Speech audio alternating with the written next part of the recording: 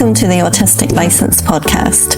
I'm Shauna and I'm in Carrickfergus in Northern Ireland.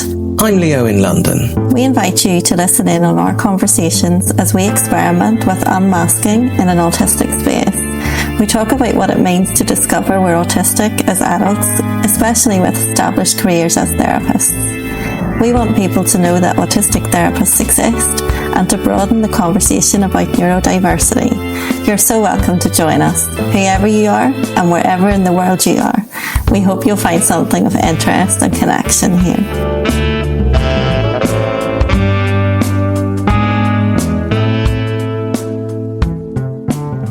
So it's a very beautiful day outside. It's a very beautiful day. It's for the first time. It's warm and sunny. There's no wind. I haven't seen a day like this for a very long time. Nice. I can't go out though. I can go to the garden. I've been in the garden. It's really lovely in the garden. Oh yeah. But where else would you have gone? The park is a block away. I would have walked around the park with the dogs or driven to the forest or... On a Thursday in the middle of Clyde? No, not on a normal day, no. I would not have done any of those things. No. See, this is where my autism finds it very We came hard. across this yesterday, didn't we? This is exactly the same thing. The imagination-y part, if it doesn't make logical sense... Yeah. But you see, go on, sorry. No, it's okay. It's just I just can't go into it because it never would happen. Because it's not real. No, I know. And I'm the same with most things. It's like, I suppose it's like fiction as well. If I'm watching a movie and something is illogical and doesn't work, and it's not necessary for it to be illogical or badly researched or whatever, I will get very pernickety about it. And people around will say, well, can't you just suspend your disbelief? And I'll go, well, no, I can't, because that's not possible. And yet I could do it for something like magical, like supernatural or something. I'll allow myself to be carried along by that. But if it's something that's just factually wrong or impossible when it could have been okay, then I can't go along with it. And it feels similar to that. It does feel similar to that because it's just factually the truth that so I can't fantasize. Whether you had COVID or not, you wouldn't have gone out to the park or the forest today. No. The very reason that I can, because I'm not working, is the reason that I can't, because I'm not well enough to go out. And it's the reason why you're not working. Exactly, that's it. It's totally self-defeating. So it's a good point. I cannot argue with your logic, and I am that kind of logical person, generally speaking. But I am sitting here, though, fantasizing about it would be lovely to be walking in the park or in the forest right now, because it's this beautiful day and all the flowers are in bloom in the garden and it's just a lovely spring day. The first one, really. Yes. And I guess that's okay if you just say, wouldn't it be lovely? But it's because the conversation was as if you could do it. Is that not the same thing? There was something that was different about it.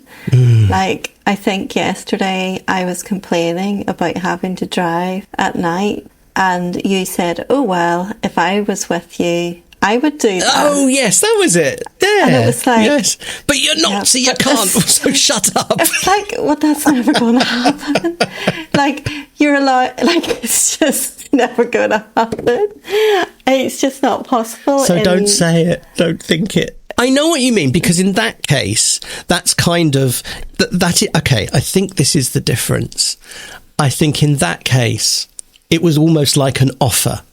You know, it was like, and it was something I can't offer because I'm not there. And it's also like the thing with the buckles. Okay, so do we want to talk about what the backstory is? You get these buckles on straps of backpacks so that you can adjust the length of the... That's right. It's exactly like this. Strap. It's exactly like this. Yes. So yes. One of Lana's buckles magically came off the strap. You don't understand how, but you've got some theories. Well, Ricky's worked it out that it must have smashed off. It must have. Because there was no way for it to exactly. unglued. And you mentioned that to me day before yesterday, and I thought, oh, this is exactly the kind of thing that I like to go and research and find a solution for. So I mentioned it. The reason I mentioned it to you was not to delegate it to you, though. It was to say, what is this thing called? They didn't even know what it was called. And then you said it's a buckle. And I would have just gone and typed buckle into the thing and find it myself. But yes, you love to have a task. I love doing things like that. You just got So I went on it and found, I found some things that looked like they might be able to replace them and sent them to you. So, actually, just to finish off the backstory, because it's just relevant, there's no way to put them on the strap. They have no opening. They require you to be able to thread a strap. But if what you need to put it on in Lana's backpack's case is just an existing loop, you can't do it. You'd have to unstitch it. And I did find a YouTube video on how to do that. Unstitch it, thread it through, glue it back together and stitch it back on, or heat knife it on, whatever. Anyway, but the point was, again, I did something similar, I think. I said, oh, well, next time I'm there, I'll have a go at fixing it or something. And that's pointless as well, because she needs it right now. Again, so there is something. And I tell you what, this is my mum, actually. That's who I'm being when I do this. Okay. It's making the pointless, impossible offers that would make it okay, except it's impossible. To try and soothe something. What am I trying to... My mum is trying to soothe the anxiety of things not being okay. But this must... Okay, so whatever you're trying to soothe must be located in you. Because it's not me that needs to be soothed. No, and you are not. And I'm not. You're not soothed. You're not soothed. It doesn't work. It does the opposite of working. And as I think you wanted to make clear earlier, you are not making a request here either. It could be somewhat disempowering for me to accept what you say. Like, we'll just wait. Of course, I'm not going to wait. I'm going to have to buy her a new rucksack before the end of the week. She actually, Ricky, tried to fix last night and didn't and couldn't, and then gave her one of his, and then I'll have to get her one at the weekend. But what is it trying to soothe in you that you feel the need to say that or imagine that kind of scenario? I could do this, and here's the... Well, there's obviously, to talk about, you could put it in the simple terms of the drama triangle, is that I want to be the rescuer, I'm pulled into rescuer, I want to make things okay. But I don't know what I'm not, as I say, I know in my adult... Who's the victim, though? Because I'm not the victim. But you are, in my imagined... You put me in that. Exactly, yes. Yeah, okay. And you're in distress, and I need to. Of course, you don't, and I don't. No, of course, absolutely. And I don't particularly want to be a rescuer either in my adult mind. But I'm just kind of recognizing that there is something going on. It's probably to do with being valuable or being indispensable or making yourself indispensable. I remember there was he died some years ago, but there was a very famous Jewish American comedian called Jackie Mason. And I went to see him a couple of times when he came over to London. And one thing he said, which wasn't particularly funny, actually, but it was just this thing about... trying to think of the context of how it came about. But essentially the upshot was that there's something about... if you're in an oppressed minority, then one of the things that you do is you try to make yourself indispensable. Okay. What you're doing in a foreign society or a threatening environment is you make yourself as useful as possible and therefore indispensable, and therefore they can't kill you.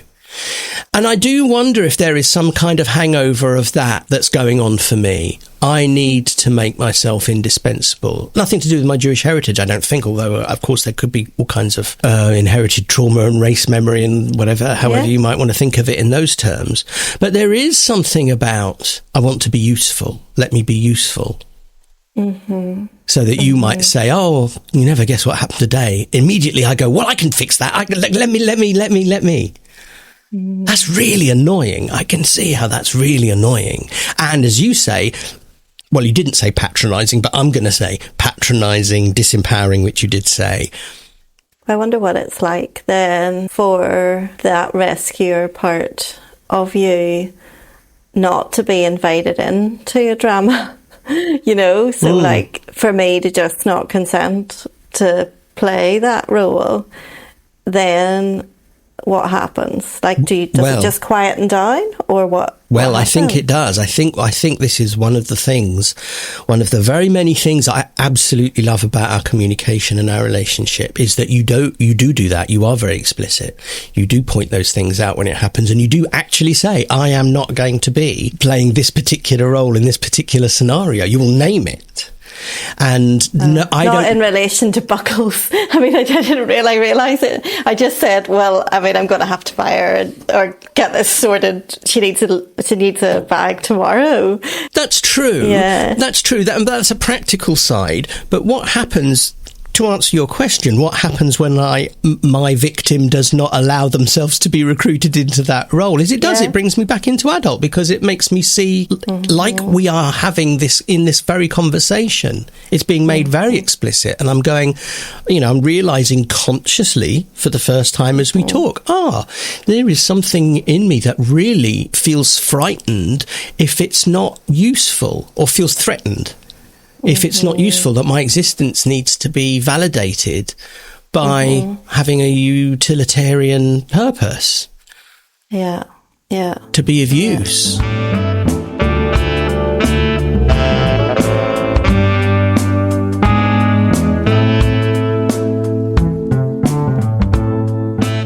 Do you want to explain the drama triangle in case anybody's going, like, what are they talking about? I wish they wouldn't do this. The drama triangle is always drawn horizontal line at the top, pointy end at the bottom, a triangle that way round.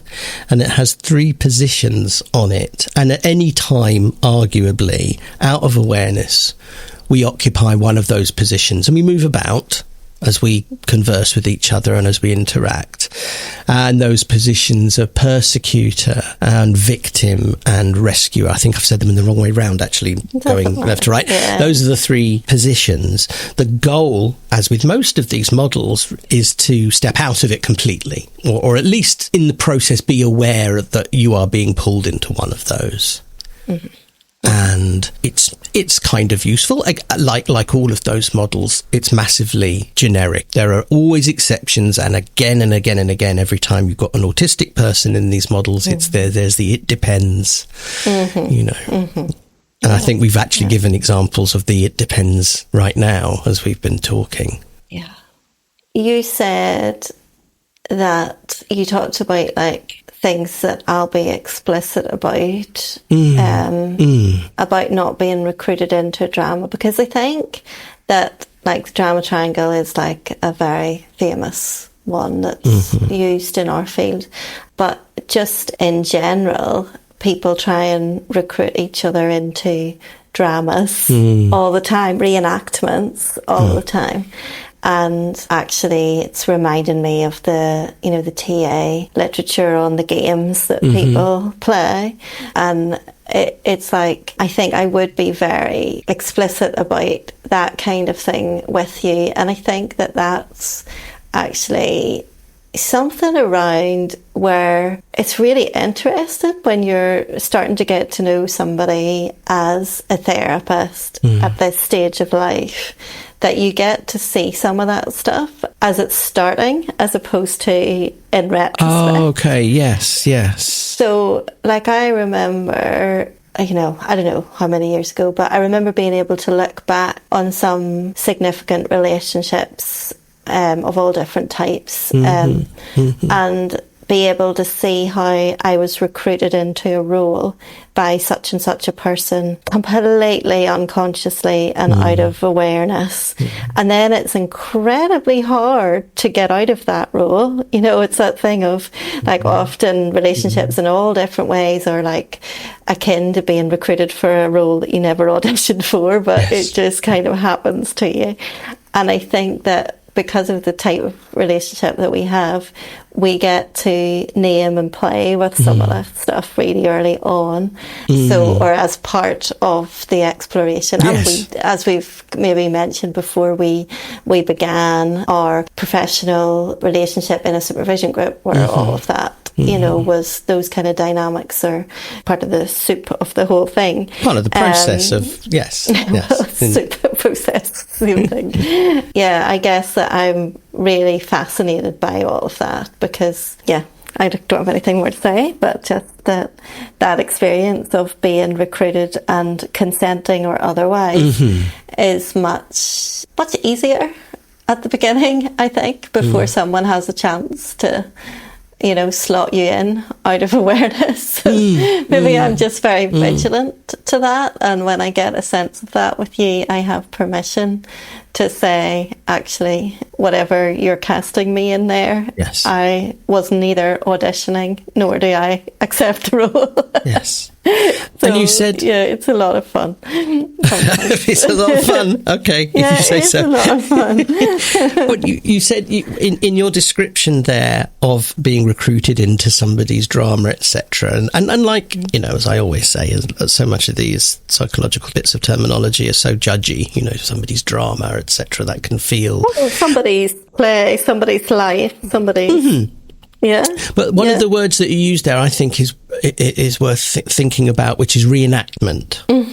And that's an extra bit of awareness, an extension to the awareness. Not only are you being recruited into a particular role with somebody in their situation, what you're saying is happening in those situations is that something is being reenacted. It's not about even a current interaction between the two of you. It's about something from their history that's very familiar, that gets played out over and over again, probably in most of their relationships. I'm not sure that I agree in most of their relationships, because I think that this is something that often clients will recruit us to do in therapy, and they specifically recruit us to do it because we are, we're a chosen person to reenact that with, whether we represent a family member to them or, something significant of whatever type, or we're recruited to be the perfect such and such, or the rescuer, the saviour, or, we're recruited in all sorts of ways, but we're specifically recruited.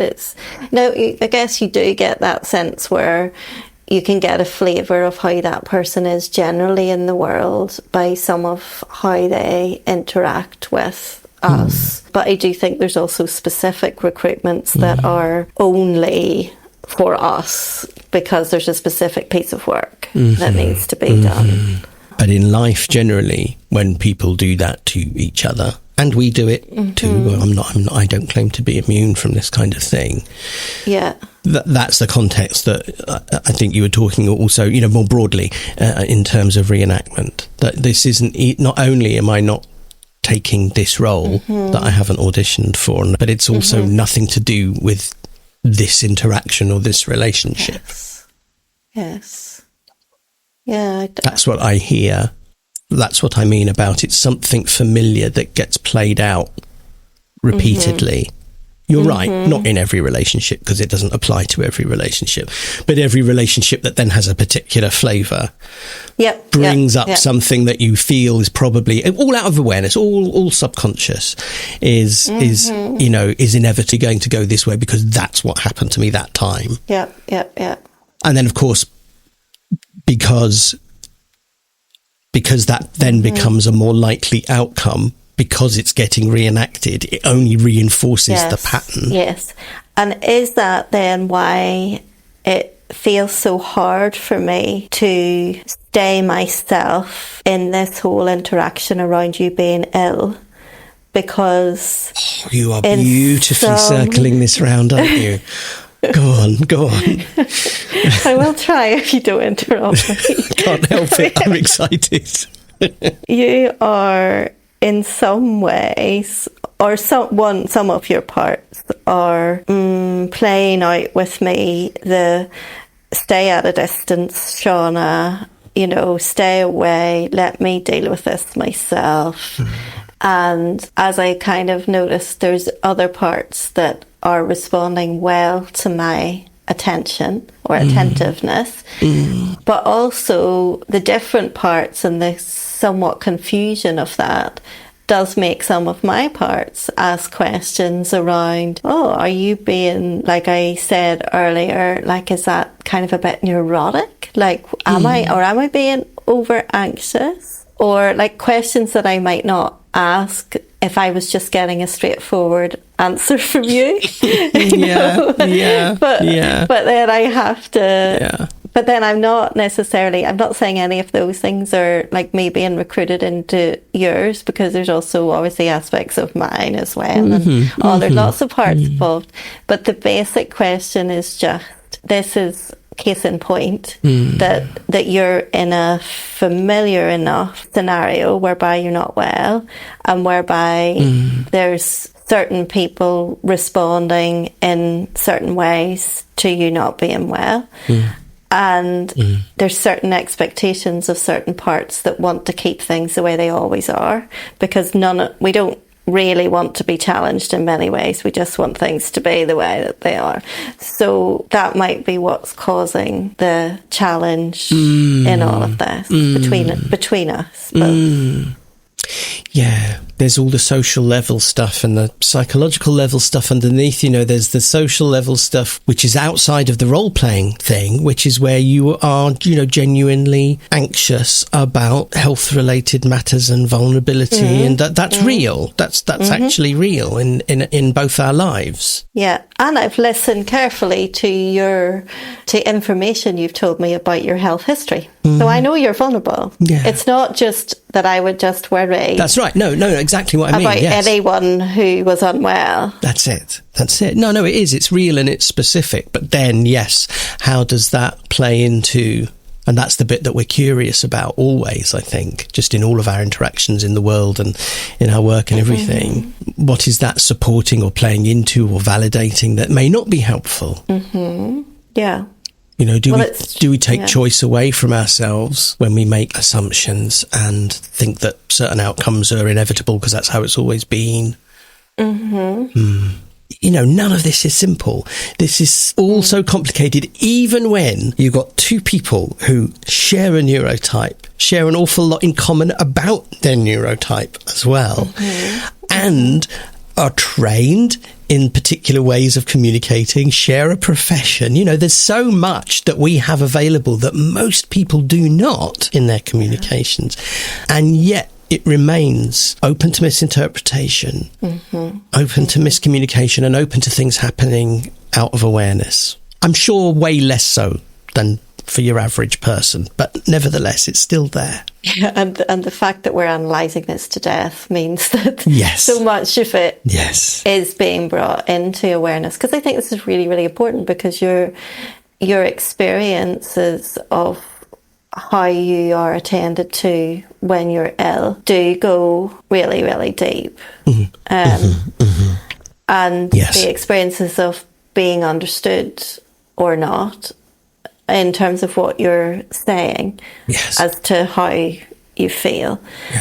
Yeah, I guess that even whenever you say there's the pleasing thing that goes in, because then, I think because you are also vulnerable due to being ill, you'll go into that I'm sorry thing, and then you'll be like, I'm sorry for not giving you the information, which of course then actually makes me feel like the persecutor, to go back to that, where it is kind of like totally not, and I think that's where then I'm very uncomfortable, that then I'm making too big demands. So there's a lot that goes on in me, obviously, in doing this, or navigating all of this, as well as all the stuff that's going on in you. I think I'm running out of spoons.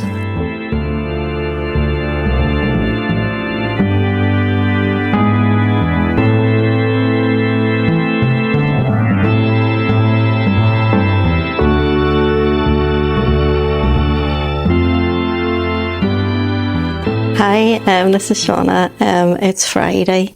Leo's voice has been absent for most of the week with COVID. so we haven't been able to record. So this recording that you've just been listening to was actually done towards the end of last week. And so, it seems like okay to release, but it's a little bit short, but we're going to do it anyway. Partly because actually, whenever I listen to it again, I hear something that if you don't capture it at the time, then you lose it. And that real kind of what we call in the therapy world immediacy, where you talk about the here and now, like when you do that, this makes me feel this.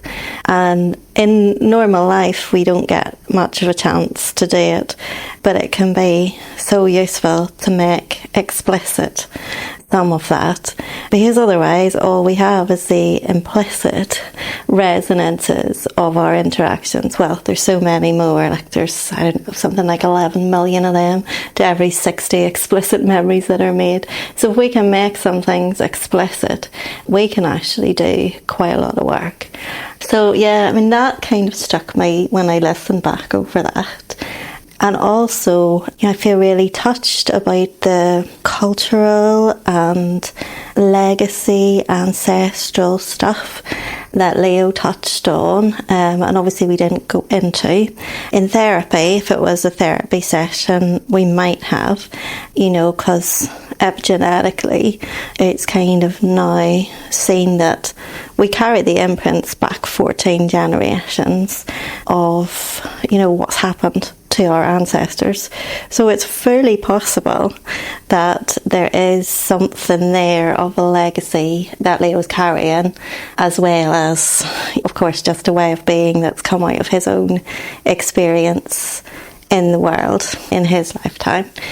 So I know some people think it's a bit weird, but I've got the mic and Leo's not interrupting me, so I'm just allowing myself license to whirl. I guess the other thing that I notice whenever I listen to that is the opportunity that there is where we can begin to walk out new pathways when we slow down and do things differently. When we don't just get into a familiar racket. A racket's a TA word actually, but kind of like an enactment or like a way of doing things. It's just the same all the time. And like it's just familiar pathways that we travel in our brains, neurologically, but also in our relationships. And the opportunity we have to do things differently, which sort of opens up those pathways in our brain that are just still ready and able to be opened up at any stage of life, so that they can, so that the route might just not be so familiar, it might be different, it might be more healing. And if it's walked more and more times, I'm not saying it can be done in one conversation, but it can change the trajectory of how things work out. So, I think that's it. I think that's Shauna's thoughts for a Friday. And I thank you for listening to us. Poor Leo is on, I don't know, day 12 maybe of a positive COVID test. So he seems to be sleeping it off. His body seems to be using sleep as, the best way to keep him still enough so that it can do the restorative work that it needs to do, which is probably very wise. And because he's sleeping, I suppose he's not having to feel so much of the frustration of it. Take everything I say with a pinch of salt. I'm not medically trained. I'm a therapist, not a doctor. But yeah, he's sleeping a lot and thinks that maybe the T line is getting a bit fainter, but it is taking a hell of a long time. So you're up to date. Thank you so much for being with us. We really appreciate those of you that take time to listen to us. We love hearing from you. Say that again. Please continue to get in touch. It's wonderful. You're wonderful. Thank you. Bye-bye.